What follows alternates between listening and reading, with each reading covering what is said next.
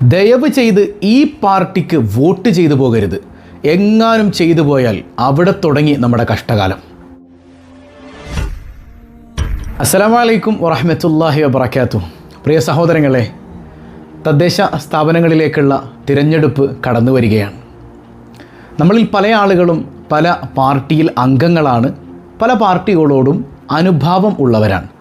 പക്ഷേ ഈ ത്രിതല പഞ്ചായത്ത് തിരഞ്ഞെടുപ്പ് വരുമ്പോൾ കേവലം ഒരു പാർട്ടിക്കാരൻ എന്നതിലപ്പുറം നമ്മുടെ വികാരത്തെ വിവേകമൊന്ന് മുൻകടക്കണം. വോട്ട് ചെയ്യുന്ന സമയത്ത് കുറച്ചൊന്ന് ചിന്തിക്കണം. മനസ്സിലായോ? കേവലം ഞാനൊരു പാർട്ടിയുടെ അണിയാണ് എന്നതിനപ്പുറം നമ്മുടെ വിവേകം ഒന്ന് ഉണർന്ന് പ്രവർത്തിക്കേണ്ട സമയം കൂടെയാണ്. ഇപ്പോൾ ചില ആളുകൾ, ഞാനിങ്ങനെ ചില സ്വതന്ത്ര സ്ഥാനാർത്ഥികളെ ശ്രദ്ധിച്ചു. പലപ്പോഴും അവർ കടന്നു വരുന്നത് എല്ലാവരുമല്ല കേട്ടോ, ചിലപ്പോൾ റിബലായിട്ടൊക്കെ നിൽക്കുന്നവരുണ്ട്. ചില ആളുകൾ കടന്നു വരുന്നത് ഒരുപാട് നന്മകൾ ചെയ്യണമെന്നാണ്, അങ്ങനെ ആഗ്രഹിച്ചിട്ടാണ്. അതായത് പല പക്ഷങ്ങളും മാറി മാറി ഭരിച്ചിട്ടും ഒരു മാറ്റവും എൻ്റെ മണ്ഡലത്തിൽ ഉണ്ടായിട്ടില്ല, അല്ലെങ്കിൽ എൻ്റെ വാർഡിൽ ഉണ്ടായിട്ടില്ല. എനിക്കൊന്ന് ഇലക്ഷന് നിന്നിട്ട് എങ്ങനെയെങ്കിലും ഇവിടെ ഒരു മാറ്റം കൊണ്ടുവരണമെന്ന് ആഗ്രഹിക്കുന്ന ജനങ്ങൾക്കിടയിൽ ഇറങ്ങി പ്രവർത്തിക്കുന്ന ഒരു മനുഷ്യൻ. പെട്ടെന്നൊരു ദിവസം സ്വപ്നം കണ്ടിറങ്ങി ഇലക്ഷന് നിൽക്കുന്ന ആളെക്കുറിച്ചല്ല ഈ പറയുന്നത്. അങ്ങനെയുള്ളവർക്ക് വോട്ടും ചെയ്യരുത്. അതായത് ജനങ്ങൾക്കിടയിൽ സദാ ഇറങ്ങി പ്രവർത്തിക്കുന്ന ഒരു മനുഷ്യൻ, അധികാരമില്ലാതെ തന്നെ പ്രവർത്തിക്കുന്ന ഒരാൾ, പെട്ടെന്നൊരു ദിവസം അയാൾക്കിങ്ങനെ തോന്നിയിട്ട് സ്ഥാനാർത്ഥിയായി വരുമ്പോൾ സാധാരണഗതിയിൽ ഈ ത്രിതല പഞ്ചായത്ത് തിരഞ്ഞെടുപ്പിലാണെങ്കിൽ പോലും, അതായത് ലെജിസ്ലേറ്റീവിലേക്കൊന്നും പോകണ്ട, ഇവിടുത്തെ ഈ ലോക്കൽ തിരഞ്ഞെടുപ്പിലാണെങ്കിൽ പോലും പല ആളുകളുടെയും ചിന്ത എന്താണ്? എൻ്റെ പാർട്ടി നിർത്തിയത് ആരെയാണോ അയാൾക്ക് മാത്രം, അല്ലേ? ഞാനത് തെറ്റാണെന്നല്ല കേട്ടോ പറയുന്നത്. പാർട്ടി നിർത്തുന്നത് നല്ല മനുഷ്യനെയാണെങ്കിൽ അയാൾക്ക് തന്നെ വോട്ട് ചെയ്യണം. പക്ഷേ പലപ്പോഴും എന്താ സംഭവിക്കുന്നത്? അങ്ങനെ നന്മയൊന്നും നമ്മൾ ശ്രദ്ധിക്കാറില്ല. എൻ്റെ പാർട്ടി ആരെ നിർത്തിയോ ഞാൻ അയാൾക്ക് തന്നെ വോട്ട് ചെയ്യും, ഞാൻ പാർട്ടിയുടെ ആളാണ്. ഈ ഒരു കോൺസെപ്റ്റിൽ മാത്രമായി നമ്മുടെ മനസ്സുകൾ ഇങ്ങനെ ഒതുങ്ങിപ്പോയതിൽ വലിയ സങ്കടമുണ്ട്. കാരണം നിങ്ങൾ ചിന്തിച്ചിട്ടുണ്ടോയെന്നറിയില്ല, നമുക്ക് ഇലക്ഷൻ ആകുമ്പോൾ എൻ്റെ വീട്ടിൽ എത്ര വാഗ്ദാനങ്ങളുടെ ലിസ്റ്റുകളാണ് വന്നത്, അല്ലേ? അതായത് ഓരോ പാർട്ടിക്കാരും അവർ നടപ്പിൽ വരുത്താൻ പോകുന്ന വികസനങ്ങളെക്കുറിച്ചുള്ള വലിയ ലിസ്റ്റുകളാണ്. ഇതേ ലിസ്റ്റ് എനിക്ക് കഴിഞ്ഞ 5 വർഷം മുമ്പ് കിട്ടിയിരുന്നു, അതിനു മുൻപത്തെ 5 വർഷം മുമ്പും കിട്ടിയിരുന്നു. ഇതിങ്ങനെയൊക്കെ പല വീടുകളിലും കിട്ടിയിട്ടുണ്ട്, നിങ്ങൾക്കൊക്കെ കിട്ടുന്നവരാണ്. പക്ഷേ എത്ര മെമ്പർമാർ ഈ പറഞ്ഞ ലിസ്റ്റിലുള്ള കാര്യങ്ങൾ നടപ്പിൽ വരുത്തിയിട്ടുണ്ട്? ബഹുഭൂരിപക്ഷം ആളുകളും തിരഞ്ഞെടുക്കപ്പെട്ടതിന് ശേഷം 5 കൊല്ലം കഴിഞ്ഞിട്ടേ പിന്നത്തെ ഇലക്ഷന് നിൽക്കുമ്പോഴേ നമ്മുടെ വീടിൻ്റെ വഴി വരുള്ളൂ. നമ്മൾ കാണുമ്പോൾ തന്നെ വലിയ സന്തോഷം തോന്നിയിട്ട് അവർക്ക് തന്നെ വീണ്ടും പോയി കുത്തുകയും ചെയ്യും. ഒരിക്കലും അങ്ങനെ ചെയ്യരുത്. ഒരു തവണ നിങ്ങളെ ഏൽപ്പിച്ച് നോക്കിയിട്ട് പ്രവർത്തനക്ഷമതയുള്ള ആളാണ്, പ്രവർത്തിക്കാൻ പറ്റിയ ആളാണ്, വാഗ്ദത്തം ചെയ്ത സംഗതികൾ നടപ്പിൽ വരുത്താൻ പരിശ്രമിച്ച ആളാണെന്ന് തിരിച്ചറിഞ്ഞാൽ ഓക്കെ, അയാൾ നമുക്ക് ജയിപ്പിക്കാം. പക്ഷെ അങ്ങനെയൊന്നുമല്ല. കഴിഞ്ഞ 5 കൊല്ലം ഒരു കഥ ഉണ്ടായില്ല, ഒന്ന് ഫോം വിളിച്ചാൽ പോലും എടുക്കൂല, ഇല്ലേ? ഇപ്പോൾ നമ്മൾ മുനിസിപ്പാലിറ്റിയിലോ പഞ്ചായത്തിലോ ഒന്ന് നമ്മുടെ ഒരു അത്യാവശ്യ കാര്യത്തിന് ചെന്നാൽ പോലും മൈൻഡ് ചെയ്യൂല. അങ്ങനെയുള്ള ആളുകളൊക്കെ ഉണ്ടെന്ന് ചില മനുഷ്യന്മാർ സങ്കടം പറയാറുണ്ട്. എന്നാലും ഇയാളെ തന്നെ ജയിപ്പിക്കും. അങ്ങനെ ഒരു അധോഗതി നമുക്ക് വരാൻ പാടില്ല. പിന്നെ ആർക്ക് വോട്ട് ചെയ്യണം? ഞാൻ പറഞ്ഞല്ലോ, ഇതിൽ പാർട്ടി ഭേദമന്യേ, പാർട്ടിക്കാരനായതുകൊണ്ട് ഒരു കുഴപ്പമില്ല കേട്ടോ. നല്ല രാഷ്ട്രീയ പാർട്ടിയിൽ പ്രവർത്തിക്കുന്ന, രാജ്യത്തോട് കൂറുള്ള ബഹുഭൂരിപക്ഷം ആളുകളുള്ള നാടാണ് നമ്മുടെ കേരളം. ഞാൻ പാർട്ടിക്കാരെ മോശമായിട്ട് പറഞ്ഞതല്ല, പാർട്ടി അടിമയായി പോകരുത് എന്ന് പറഞ്ഞതാണ്. നമ്മുടെ വിവേകം കുറച്ചുകൂടി ഉണർന്ന് പ്രവർത്തിക്കണം, അത്രേ പറഞ്ഞിട്ടുള്ളൂ. അപ്പോൾ നമ്മൾ ആർക്ക് വോട്ട് ചെയ്യണം? ഈ ത്രിതല പഞ്ചായത്ത് തിരഞ്ഞെടുപ്പിൽ നമ്മൾ വോട്ട് ചെയ്യേണ്ടത് നന്നായി ജനങ്ങളെ പരിഗണിക്കുന്നവർക്കാണ്.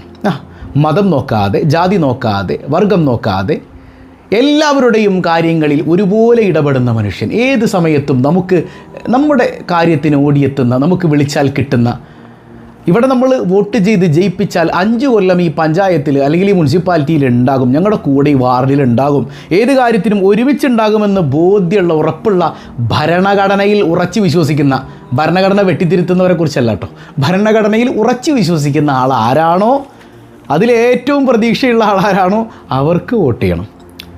വർഗീയവാദികൾക്ക് ഒരിക്കലും വോട്ട് ചെയ്യരുത്. വർഗീയവാദികൾക്ക് ഒരിക്കലും വോട്ട് ചെയ്യരുത്. അവരുടെ ഉള്ളിൻ്റെ ഉള്ളിൽ എത്ര ചിരിച്ചു കാണിച്ചാലും മുസ്ലിംകളോട്, ന്യൂനപക്ഷത്തോട് വല്ലാത്ത വെറുപ്പിങ്ങനെ ഉള്ളിൽ കൊണ്ടു നടക്കുന്നവരാണ്. അങ്ങനെയുള്ളവർക്ക് വോട്ട് ചെയ്യരുത്.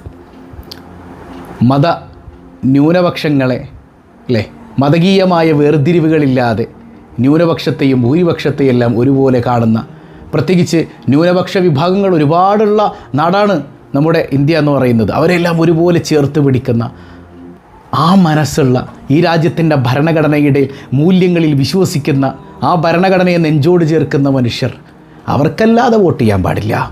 അള്ളാഹു ഖുർആനിൽ പറയുന്നൊരു സംഗതിയുണ്ട്, ഇന്നല്ലാഹ യഅ്മുറുക്കും അൻ തുഅദ്ദുൽ അമാനാതി ഇലാ അഹ്ലിഹാ.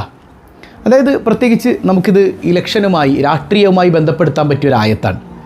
നിങ്ങളെ ജനങ്ങൾ വിശ്വസിച്ച് ഏൽപ്പിച്ച സംഗതികൾ നിങ്ങൾ തിരിച്ചു കൊടുക്കണം എന്നാണ്. എന്ന് പറഞ്ഞാൽ ഇപ്പോൾ ഇലക്ഷൻ സമയത്ത് ജനങ്ങളൊരു വിശ്വാസ്യതയുടെ പുറത്താണ് നിങ്ങൾക്ക് വോട്ട് ചെയ്യുന്നത്. ഇനിയിപ്പോൾ വോട്ട് ചെയ്ത് കഴിഞ്ഞാൽ, നിങ്ങൾ ജയിച്ചു കഴിഞ്ഞാൽ വോട്ട് ചെയ്യാത്ത ആളുകൾ, നിങ്ങൾക്ക് വോട്ട് ചെയ്യാത്ത ആളുകളും നിങ്ങളുടെ അധികാരത്തിൻ്റെ കീഴിലുള്ളവരാണ്. അപ്പോൾ അവരെ എല്ലാവരെയും നിങ്ങൾ ഒരുപോലെ പരിഗണിക്കണം, അവർക്ക് വേണ്ടത് ചെയ്തു കൊടുക്കണം. നിങ്ങൾ വാഗ്ദത്തം പറഞ്ഞിട്ടുണ്ടെങ്കിൽ അത് പാലിക്കണം. ഇതൊരു അമാനത്താണെന്നാണ് ഖുർആൻ. നിങ്ങളോട് അല്ലാഹ് കൽപ്പിക്കുകയാണ്, അത് ചെയ്തോളണം രാഷ്ട്രീയക്കാരെ. എന്നിട്ട് പറയുന്നുണ്ട്, വഇദാ ഹക്കംതും ബൈനന്നാസി അൻ തഹ്കുമൂ ബിൽ അദ്ൽ. നിങ്ങളുടെ മുമ്പിൽ ഒരു കേസ് വരികയാണ്. ചിലപ്പോൾ നിങ്ങളുടെ മുമ്പിൽ വരുന്നത് വ്യത്യസ്ത മതക്കാരനായിരിക്കാം, അല്ലേ? ഇപ്പോൾ നമ്മുടെ മെമ്പർ ഒരു അമുസ്ലിം ആണെങ്കിൽ മുമ്പിൽ വരുന്നത് മുസ്ലിമും അല്ലെങ്കിൽ ഒരു അമുസ്ലിമുമായ വിഭാഗക്കാരായിരിക്കാം. അല്ലെങ്കിൽ ഇനിയിപ്പോൾ നമ്മുടെ മെമ്പർ ഒരു മുസ്ലിമാണ്, മുമ്പിൽ വരുന്നത് ഒരു മുസ്ലിമും ഒരു ഹിന്ദുവായ സഹോദരനുമായിരിക്കാം. ഇവിടെ മതങ്ങൾ നോക്കരുത്. എൻ്റെ ആൾ, എൻ്റെ പാർട്ടിക്കാരൻ, എൻ്റെ മതക്കാരൻ, ആ ചിന്ത തന്നെ ഉണ്ടാകാൻ പാടില്ല. ഒരു വേർതിരിവുമില്ലാത്തവണ്ണം നീതിയുടെ പക്ഷത്ത് നിൽക്കുന്നവരെയാണ് ജയിപ്പിക്കേണ്ടത്.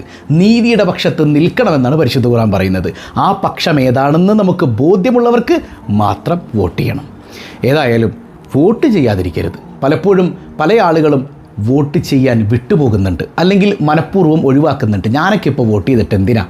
അങ്ങനെ മാറി നിൽക്കാൻ പാടില്ല. നമ്മൾ ഇന്നത്തെ കാലഘട്ടത്തിൽ നിർബന്ധമായും വോട്ട് ചെയ്യണം. നമ്മുടെ അവകാശമാണ്, നമ്മുടെ അധികാരമാണത്. മാത്രമല്ല, ഇപ്പോൾ SIR ഒക്കെ നടപ്പിലാക്കുന്നതിലൂടെ ഗവൺമെൻറ്റിൻ്റെ ഒരു പദ്ധതി, ഞങ്ങളുടേതായി കുറച്ച് ആളുകൾ മാത്രം മതി ഇന്ത്യയിൽ എന്ന കോൺസെപ്റ്റാണ്. അതിനെ പൊളിക്കണം. ഇത് നമ്മുടെ രാജ്യമാണ്, നമ്മുടെ എല്ലാവരുടെയും രാജ്യമാണ്.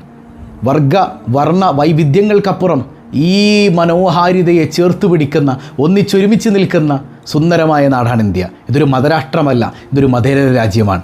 ഈ മതേതര രാജ്യത്തിൻ്റെ മൂല്യം ഉൾക്കൊണ്ടുകൊണ്ട് ഞാനൊരു ഇന്ത്യക്കാരനാണെന്ന് ഉറക്കെ പറഞ്ഞിട്ട് വോട്ട് ചെയ്യാൻ പറ്റണം. നമുക്ക് നമ്മുടെ ഐഡൻറ്റിറ്റി ഒരുത്തൻ്റെയും അടിയിൽ കൊണ്ടുപോയി പണയം വെക്കേണ്ടതില്ല.